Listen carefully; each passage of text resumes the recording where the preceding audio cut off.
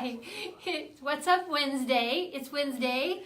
Today I am going to share with you number 3 of the top 10 errors that we see in those people that I do it myself on QuickBooks. In case you don't know who I am Dida, the founder of TheOfficeSquad.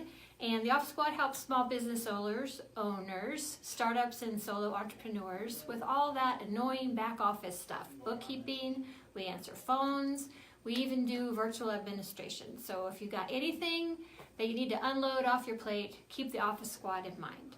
So for the next few weeks, I'm covering the top 10 things that people screw up in their QuickBooks. Number 1 was not knowing the chart of accounts, what it's for, how it's set up, why it's important. Last week we covered what is a balance sheet and why should I care. So this week we're going to cover number 3, which is not reviewing. So people are constantly putting data into their QuickBooks, which is not too hard. You can put a check in, you can put a deposit in, but at the end of the month you're supposed to reconcile those and look at what has actually gone into the computer. And that's called reviewing. We want you to reconcile your bank statements, your credit card statements, your loans, everything that you've put in there, reconcile it, and then run a P&L and a balance sheet, look at the numbers and make sure that you've put everything in the right place. And maybe some of it's missing. I have a little story for you. Right before tax time, met with a potential client and we looked at her P&L and her balance sheet, and on her balance sheet the credit card was showing a negative. Negatives on your balance sheet are not a good thing.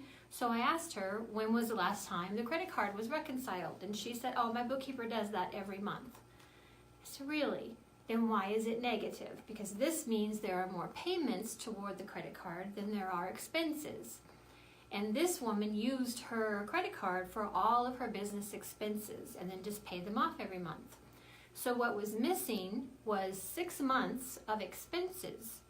And what she was about to do was go file that P&L and balance sheet with her tax preparer, and she would be missing 3 months worth of expenses.